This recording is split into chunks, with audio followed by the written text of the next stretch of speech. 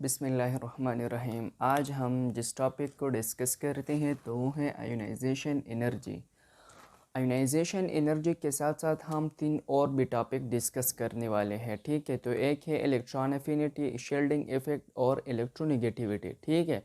तो चलो स्टार्ट करते हैं आयोनाइजेशन एनर्जी। सबसे पहले आयोनाइजेशन बाद में लिखूँ। देखिए ये एक एटम है, क्या चीज़ है, एक एटम, और इसके अंदर ये न्यूक्लियस है। न्यूक्लियस के अंदर तो आप लोगों को पता है पॉजिटिव चार्ज, यहाँ पर इलेक्ट्रॉन पाए जाते हैं। क्या चीज़, इलेक्ट्रॉन। इस इलेक्ट्रॉन को रिमूव करने के लिए जितने एनर्जी की ज़रूरत होती है करना, ठीक है, तो इसको हम कहते हैं आयोनाइजेशन एनर्जी। क्या चीज़, आयोनाइजेशन एनर्जी मीन कि एक इलेक्ट्रॉन को आउटर मोस्ट शेल से रिमूव करने के लिए जितनी एनर्जी की ज़रूरत होती है ना, तो इसको हम कहते हैं आयोनाइजेशन एनर्जी, ठीक है। तो चलो स्टार्ट करती है डिफिनीशन। मिनिमम, मिनिमम से मतलब कम, कम से कम। The minimum amount of energy, energy is required to remove, कि हम क्या करेंगे, एक एटम को रिमूव करेंगे, टू रिमूव। देखिए the minimum amount of energy is required, जितना यहाँ पर जितने एनर्जी की ज़रूरत होती है ना, टू रिमूव, क्या करेंगे हम, एक इलेक्ट्रॉन को रिमूव करेंगे। टू रिमूव एन इलेक्ट्रॉन, कहाँ से, आउटर मोस्ट शेल है ना, तो ये तो आउटर मोस्ट शेल है, तो हम आउटर मोस्ट शेल से इलेक्ट्रॉन को रिमूव करते हैं। तो यहाँ पर हम लिखेंगे from the outer most shell, from the outer most shell of an isolated, क्या चीज, of an isolated gaseous atom. किस तरह के एटम, गैसियस एटम। अच्छा, ये जो इलेक्ट्रॉन हम रिमूव करते हैं ना, तो यहाँ पर किस तरह के आयन बनते हैं। देखिए दो आयन है, एक पॉजिटिव वाले हैं और एक नेगेटिव वाले हैं। ये जो पॉजिटिव वाले होते हैं ना, मतलब जब एक एटम इलेक्ट्रॉन को रिमूव करते हैं तो उस पर पॉजिटिव चार्ज आता है, तो इस पॉजिटिव आयन को हम फिर क्या कहते हैं, कैटायन, कैटायन कहते हैं। और जो नेगेटिव वाला होते हैं तो हम इसको एनायन कहते हैं। क्या चीज़, एनायन। तो यहाँ पर देख लिया, यहाँ पर तो इलेक्ट्रॉन रिमूव हो जाता है ना, तो यहाँ पर क्या चीज़ आता है, किस तरह के आयन आते हैं, कैटायन वाली। तो हम क्या लिखेंगे, of an isolated gaseous atom in a cation to form cation, ठीक है। It's called ionization energy। इसको एक और भी नाम के ज़रिए हम याद कर सकते हैं, जिसको कहते हैं आयोनाइजेशन पोटेंशियल, ठीक है।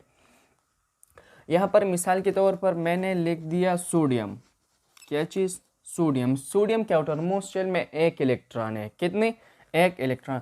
तो इस एक इलेक्ट्रॉन को रिमूव करने के लिए इसको जितनी एनर्जी की ज़रूरत होती है ना, तो वो है 496 किलो जूल पर मोल। प्लस यहाँ पर तो प्लस है ना कैटायन वाले, तो यहाँ पर हमने क्या लिख दिया, 496 किलो जूल पर मोल, ठीक है। अब एक और भी मिसाल मैं दे सकता हूँ मैग्नीशियम वाली। मैग्नीशियम जब एक इलेक्ट्रॉन को रिमूव करता है, एक इलेक्ट्रॉन, तो इसके लिए 738 प्लस 738 किलो जूल पर मोल एनर्जी की ज़रूरत होती है। अच्छा, यहाँ पर आयोनाइजेशन एनर्जी की जो यूनिट है ना, तो वो है किलो जूल पर मोल, या जूल पर एटम भी आप लोग कह सकते हैं, जूल पर एटम, ठीक है। अब हम आयोनाइजेशन एनर्जी दो प्रोसेस के होते हैं, एक होता है फर्स्ट आयोनाइजेशन एनर्जी, दूसरा होता है सेकंड आयोनाइजेशन एनर्जी। तो सेकंड आयोनाइजेशन एनर्जी का मतलब ये है कि एक इलेक्ट्रॉन को हमने रिमूव किया, तो मतलब फर्स्ट आयोनाइजेशन एनर्जी हो गया। अगर दूसरा इलेक्ट्रॉन रिमूव हो गया तो इसको हम कहते हैं second ionisation energy, second ionisation energy. तो यहाँ पर देख ले, यहाँ पर मैग्नीशियम ने एक इलेक्ट्रॉन को रिमूव कर, तो ये दूसरा मैग्नीशियम के आउटरमोस्ट शेल में 2 इलेक्ट्रॉन पाए जाते हैं। कितने? 2। एमसीक्यूज के लिहाज से ये भी आ सकता है कि सोडियम सोडियम किस तरह के आयोनाइजेशन एनर्जी में, फर्स्ट में है या सेकंड में, तो वो फर्स्ट आयोनाइजेशन एनर्जी है। और ये जो मैग्नीशियम है ये फर्स्ट भी करता है और सेकंड आयोनाइजेशन एनर्जी भी इसमें पाए जाते हैं। ठीक है, अब हम डिस्कस करते हैं इसके जो फैक्टर इफेक्ट हैं कि ये किस तरह कौन सी इस तरह के प्रोसेस होते हैं किस पर ये फैक्टर असरअंदाज होते हैं। ठीक है, तो एक हमारे पास है एटॉमिक साइज। क्या चीज़? Atomic size. एटॉमिक साइज जब छोटा होता है ना तो इसके अंदर इलेक्ट्रॉन बहुत ज़्यादा होते हैं, तो इसके साथ ये पावर भी पाई जाती है कि ये एक इलेक्ट्रॉन को आसानी के साथ रिमूव करता है।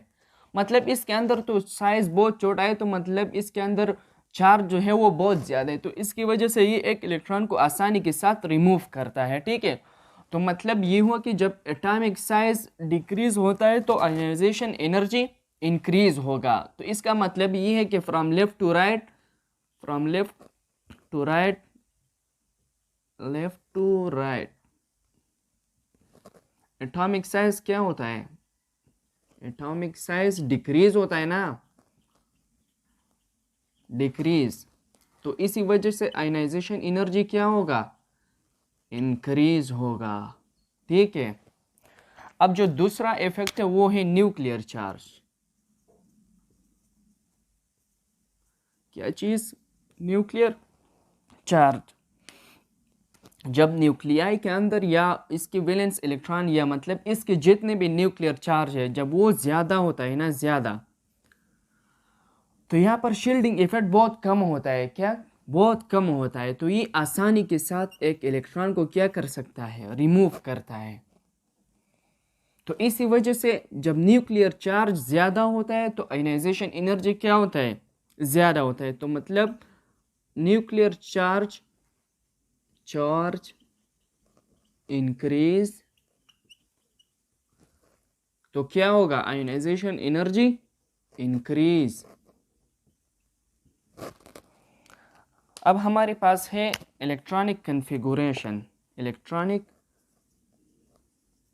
ये मैंने शॉर्टकट लिख दिया, यहाँ पर जगह बहुत कम है। इलेक्ट्रॉनिक कन्फिगुरेशन का मतलब ये है कि जब हाफ फील्ड वाले होते हैं या फुल फील्ड वाले होते हैं तो मतलब वो स्टेबल फॉर्म में होते हैं, तो स्टेबल फॉर्म की वजह से आसानी के साथ ये एक इलेक्ट्रॉन को रिमूव करता है। तो मतलब जब हाफ फील्ड होता है या क्या होता है? फुल फील्ड होता है, तो इसकी आयोनाइजेशन एनर्जी क्या होगा? ज़्यादा होगा। ठीक है, जब हाफ फील्ड होता है एक एटम या फुल फील्ड होता है तो उसकी आयोनाइजेशन एनर्जी क्या होगा? इंक्रीज होगा। अब एक और भी है, वो है शील्डिंग इफेक्ट। क्या चीज़? शील्डिंग। मतलब इसकी वजह से जो न्यूक्लियस के जो अट्रैक्टिव फोर्स है वो आउटर इलेक्ट्रॉन के साथ क्या होता है? डिक्रीज होता है, तो उसे हम कहते हैं शील्डिंग इफेक्ट। अच्छा ठीक है, जब हम लेफ़्ट से राइट जाते हैं ना तो यहाँ पर इलेक्ट्रॉन ज़्यादा होते हैं। इलेक्ट्रॉन ज़्यादा होने की वजह से अट्रैक्टिव फोर्स बहुत ज़्यादा होते हैं। जब अट्रैक्टिव फोर्स न्यूक्लियस और आउटरमोस्ट शेल के दरमियान ज़्यादा होते हैं तो शील्डिंग इफेक्ट क्या होता है? डिक्रीज होता है ना। तो मतलब शील्डिंग इफेक्ट जब डिक्रीज होता है तो आयोनाइजेशन एनर्जी क्या होता है? इंक्रीज होता है। ठीक है, सॉरी, शील्डिंग इफेक्ट जब डिक्रीज होता है, डिक्रीज, तो क्या होता है? Ionization energy as will be increase. ठीक है, तो ये था अबाउट आयोनाइजेशन एनर्जी। अब हम करते हैं इलेक्ट्रॉन एफिनिटी। क्या होता है? इलेक्ट्रॉन तो इलेक्ट्रॉन हो गया ना, और एफिनिटी मीन लव। तो किस चीज़ की लव? इलेक्ट्रॉन के, दूसरी तरह की लव नहीं। अगर आप लोग ये समझते हैं कि एफिनिटी मतलब यहाँ पर तो लव वाली इस तरह के किस्से और कहानी, ये नहीं है। या मतलब इलेक्ट्रॉन की लव किसी दूसरी चीज़ की लव नहीं है। ठीक है। तो अफिनिटी मीन क्या चीज़? लव। सो लव किस चीज़ के लिए? Love for electron. मुझे कुछ याद आ कि इस तरह मुझे स्माइल करना पड़ेगा। इलेक्ट्रॉन एफिनिटी, इलेक्ट्रॉन एफिनिटी ये है कि हम एक इलेक्ट्रॉन को, क्या चीज़, मिसाल के तौर पर ये एक इलेक्ट्रॉन है, ये इलेक्ट्रॉन जब हम आउटर मोस्ट शेल में ऐड करते हैं ना, तो इसके लिए जितनी एनर्जी हम रिलीज करते हैं during the addition of electron to the outer most shell of an isolated gaseous atom, तो इसको हम कहते हैं इलेक्ट्रॉन एफिनिटी। क्या चीज़? Electron affinity. मिसाल के तौर पर ये एक इलेक्ट्रॉन है, ये आउटर मोस्ट शेल है, जब हम इसके अंदर ये दाखिल करते हैं, ऐड करते हैं ना इस आउटर मोस्ट शेल में ये इलेक्ट्रॉन, तो इसके लिए जितनी एनर्जी रिलीज होते हैं ना, तो इसको हम कहते हैं इलेक्ट्रॉन एफिनिटी। तो चलो डिफिनीशन लिखते हैं कि द अमाउंट ऑफ एनर्जी, यहाँ पर क्या होता है, एनर्जी तो रिलीज होता है ना, क्योंकि हम तो इलेक्ट्रॉन को ऐड करते हैं। The amount of energy is release during the addition of electron, during the addition of electron। कहाँ पर ये इलेक्ट्रॉन हम ऐड करते हैं? आउटर मोस्ट शेल में ना, तो यहाँ पर हम क्या लिखेंगे? During the addition of electron to the outer most shell of an isolated gaseous atom, isolated gaseous atom। और किस तरह के आयन में ये हम करते हैं? यहाँ पर तो हम इलेक्ट्रॉन ऐड करते हैं, जब इलेक्ट्रॉन ऐड करते हैं हम, तो किस तरह के आयन बनते हैं? एनायन वाले। तो एनायन पर किस तरह के चार्ज होते हैं? नेगेटिव ना। ये नेगेटिव किस वजह से? इलेक्ट्रॉन की वजह से। तो यहाँ पर हम किस तरह के आयन लिखेंगे? of an isolated gaseous atom in a cation form, anion form, in a anion form। तो ये क्या हो गया हमारे पास? इलेक्ट्रॉन एफिनिटी हो गया, शॉर्टकट मैंने लिख दिया, ठीक है। अब इसकी भी जो यूनिट है वो आयनाइजेशन वाली यूनिट है, ठीक है। किलो जूल पर मोल और जूल पर एटम, किलो जूल पर मोल और जूल पर एटम, ठीक है। यहाँ पर हम एक मिसाल देते हैं कि मिसाल के तौर पर फ्लोरीन है ना, फ्लोरीन जब एक इलेक्ट्रॉन को ऐड करते हैं तो इसके लिए, फ्लोरीन जब एक इलेक्ट्रॉन को ऐड करते तो इसके लिए -337 किलो जूल पर मोल एनर्जी की ज़रूरत पड़ती है, ठीक है। क्योंकि फ्लोरीन को तो एक इलेक्ट्रॉन की ज़रूरत होती है, इस इलेक्ट्रॉन को ऐड करने के लिए इसके लिए कितनी एनर्जी रिलीज होती है? -337 किलो जूल पर मोल।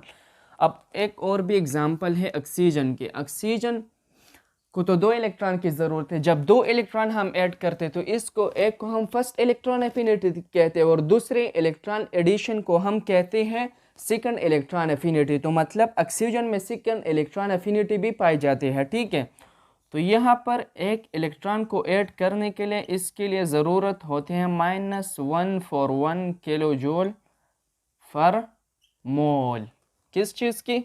141 किलो जूल पर मोल एनर्जी की ज़रूरत पड़ती है। कि मतलब इस तरह की एनर्जी अगर आप रिलीज़ करेंगे तो एक इलेक्ट्रॉन ऑक्सीजन में क्या होगा? ऐड होगा, ठीक है। अब इसके जो फैक्टर इफेक्ट है वो भी तो सेम टू सेम वाले हैं, इलेक्ट्रॉन आयोनाइजेशन एनर्जी वाले, लेकिन फिर भी हम थोड़ा बहुत डिस्कस करते हैं ताकि आप लोगों को आसानी आ जाए, बाद में कोई मसला ना हो। तो ये है एटॉमिक साइज।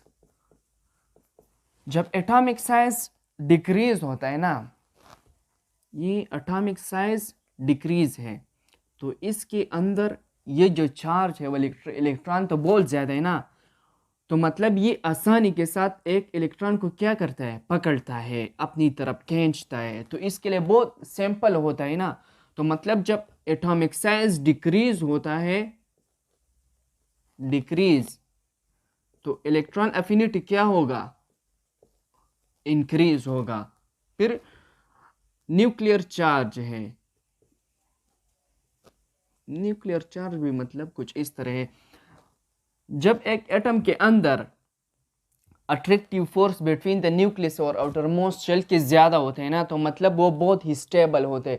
तो बहुत ही स्टेबल के साथ मतलब इसके पावर बहुत ज़्यादा, तो आसानी के साथ एक और इलेक्ट्रॉन भी अपनी तरफ आसानी के साथ खींचता है इस तरह। तो मतलब जब न्यूक्लियर चार्ज ज़्यादा होता है, इंक्रीज, सो इलेक्ट्रॉन एफिनिटी क्या होगा, इंक्रीज होगा। ठीक है। इलेक्ट्रॉनिक कन्फिगुरेशन की बात भी इस तरह है कि मतलब जब हाफ फील्ड होता है और फुल फील्ड होता है तो इसके लिए भी इलेक्ट्रॉन एफिनिटी क्या होगा, इंक्रीज होगा। ठीक है। और इसके बाद शील्डिंग इफेक्ट है, जब हम लेफ्ट टू राइट जाते हैं ना तो वहाँ पर शील्डिंग इफेक्ट के असरात बहुत कम पड़ते हैं। किस वजह से, एटॉमिक साइज की वजह से ना, तो वहाँ पर तो न्यूक्लियर चार्ज बहुत ज़्यादा होता है, तो मतलब वो जो शील्ड वाले इफेक्ट होता है वो बहुत कम होता है। तो बहुत कम होने की वजह से इलेक्ट्रॉन आसानी के साथ ऐड होता है। ठीक है। अच्छा, अब हम करते हैं पीरियड के बारे में, का मतलब पीरियोडिक टेबल वाली बात करते हैं। दोनों के लिए, आयोनाइजेशन एनर्जी के लिए भी हम करेंगे और इलेक्ट्रॉन एफिनिटी के लिए भी हम करेंगे। ये लेफ्ट टू राइट है, बहुत ही सिंपल है। जब हम लेफ्ट टू राइट जाते हैं ना पीरियोडिक टेबल में, तो वहाँ पर atomic size with the passage of time जब हम जाते हैं तो वो क्या होता है, डिक्रीज होता है। डिक्रीज होने की वजह से तो इस तरह पड़ता है कि एक एटम हुए जो वो आसानी के साथ एक इलेक्ट्रॉन को रिमूव करते हैं, या शेयरिंग के लिए या किसी और तरीके से अपने आप को स्टेबल करने के लिए, तो मतलब आयोनाइजेशन एनर्जी क्या होगा, ज़्यादा होगा। इस तरह जब हम लेफ्ट टू राइट जाते हैं तो एक इलेक्ट्रॉन आसानी के साथ ऐड भी होता है, तो इसी वजह से इलेक्ट्रॉन एफिनिटी भी ज़्यादा है। ठीक है। तो मतलब जब हम लेफ्ट टू राइट जाते हैं तो क्या होगा, इंक्रीज होगा। दोनों इलेक्ट्रॉन एफिनिटी भी इंक्रीज होगा और आयोनाइजेशन एनर्जी भी क्या होगा, इंक्रीज होगा।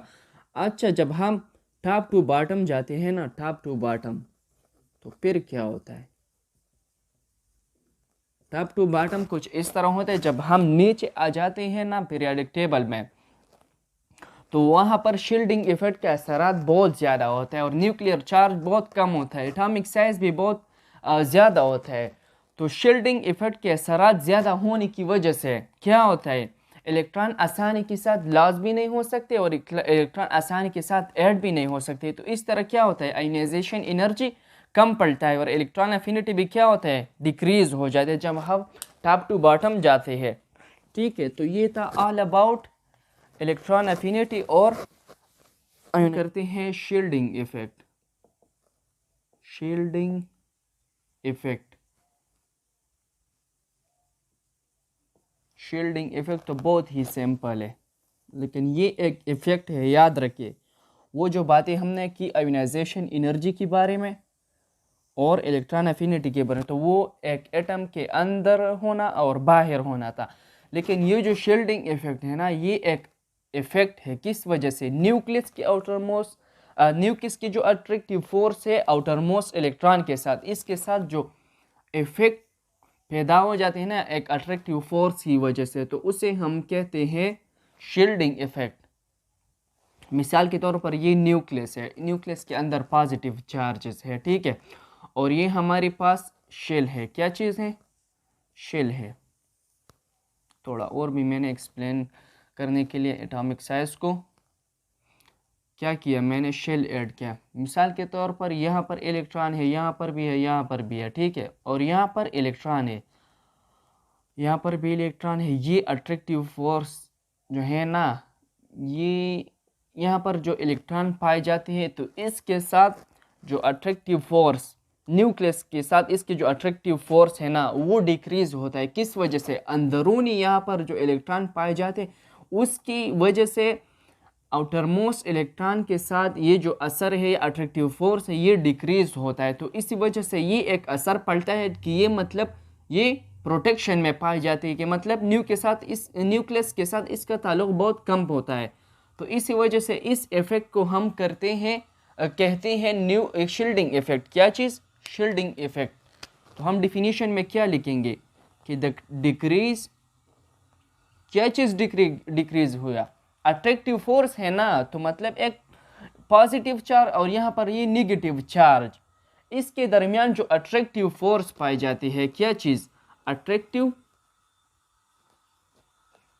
फोर्स है कि the decrease in the attractive force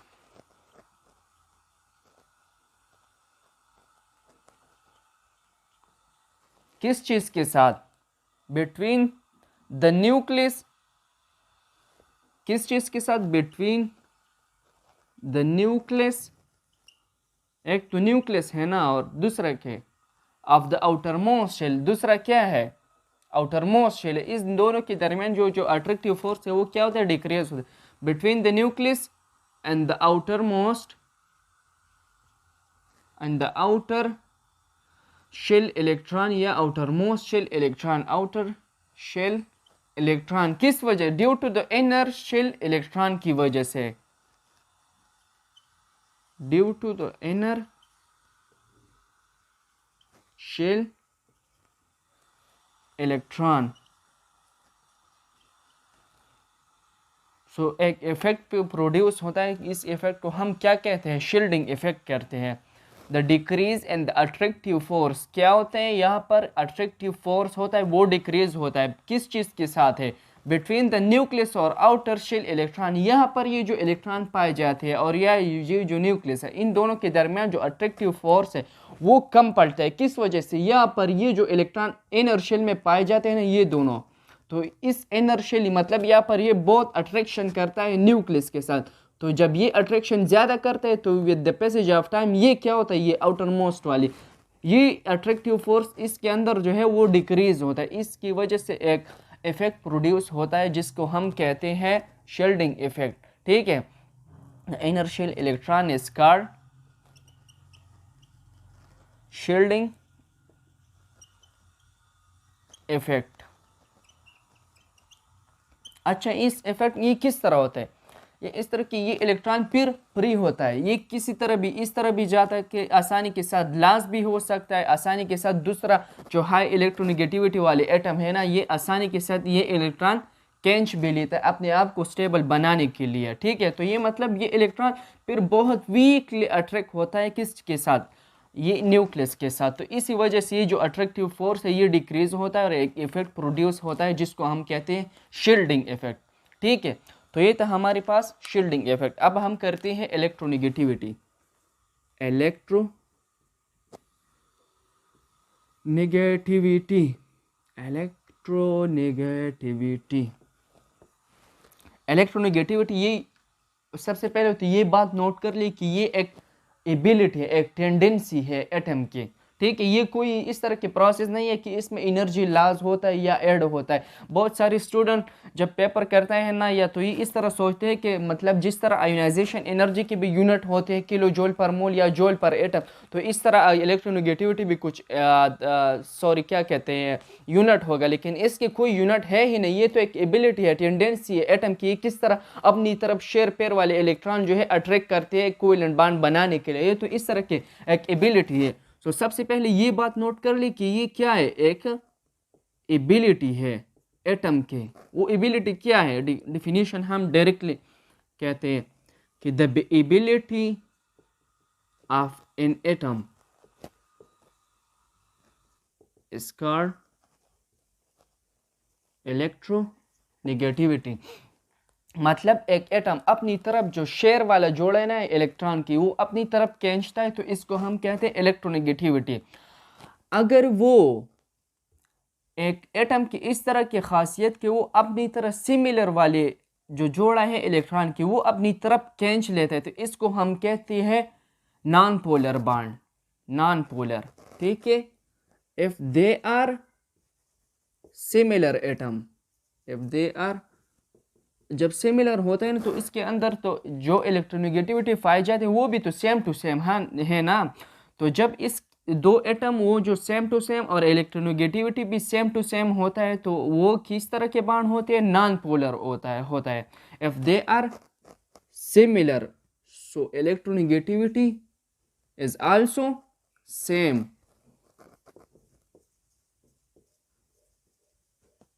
same. तो इस तरह के बॉन्ड को हम क्या कहते हैं? Non polar bond. क्या चीज़? मिसाल के तौर पर हाइड्रोजन और हाइड्रोजन, ये जब एक दूसरे के साथ बॉन्ड बनाते हैं तो इसको हम कहते हैं नॉन पोलर बॉन्ड। ये एमसीक्यूज के लिहाज से भी ये याद रखना कि ये जो हाइड्रोजन और हाइड्रोजन के दरमियान ये जो बॉन्ड बनता है, ये किस तरह के बॉन्ड है, नॉन पोलर है या पोलर है। तो एमसीक्यूज के लिहाज से ये याद रखना कि ये क्या है, नॉन पोलर बॉन्ड है। अच्छा, जब दो एटम इसकी इलेक्ट्रोनेगेटिविटी भी एक दूसरे से डिफरेंट हो, मतलब एक हाई इलेक्ट्रोनेगेटिविटी वाले है और दूसरा लो इलेक्ट्रोनेगेटिविटी वाले, तो इसको हम कहते हैं polar bond. If both atom जब दो एटम्स हैव डिफरेंट क्या चीज different? Electronegativity, so they will be क्या चीज है, वो पोलर बॉन्ड है। So they will be called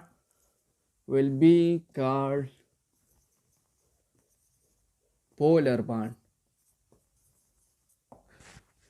मिसाल हम देते हैं HCl।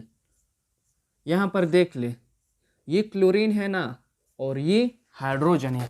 क्लोरीन अगर आप लोग पीरियाडिक टेबल में देखें तो ये यहाँ पर जो 7 ग्रुप है ना, यहाँ पर पाई जाती है और फ्लोरीन के नीचे है, मतलब ये हाई इलेक्ट्रोनेगेटिविटी वाले एटम्स में आते हैं ये क्लोरीन। तो मतलब इसकी इलेक्ट्रोनेगेटिविटी बहुत ज़्यादा है एज कम्पेयर टू क्या चीज़, हाइड्रोजन तो यहाँ पर है ना। तो मतलब ये इलेक्ट्रॉन बहुत ज़्यादा अपनी तरफ खींचता है ये क्लोरीन। तो क्लोरीन पर नेगेटिव चार्ज ज़्यादा होगा और पॉजिटिव चार्ज कम होगा, और ये जो हाइड्रोजन है, हाइड्रोजन पर पॉजिटिव चार्ज बहुत ज़्यादा होगा और नेगेटिव चार्ज कम होगा एज कम्पेयर टू क्लोरीन। तो इस तरह के HCl जो है ना, इसमें वो जो बॉन्ड पाए जाते हैं वो है पोलर बॉन्ड। ठीक है, MCQs के लिहाज से ये भी याद रखना, ये भी एक MCQs प्रोसेस में आते हैं, और ये भी कि दो हाइड्रोजन के दरमियान किस तरह के बॉन्ड होते हैं, नॉन पोलर होते हैं या पोलर, तो वो नॉन पोलर है। और HCl में हमारे पास जो बॉन्ड है वो है पोलर बॉन्ड। ठीक है, तो ये था all about ionization energy, electron affinity और शील्डिंग इफेक्ट और इलेक्ट्रोनेगेटिविटी। मेरे ख्याल में ये बहुत आसान है, इस तरह के कोई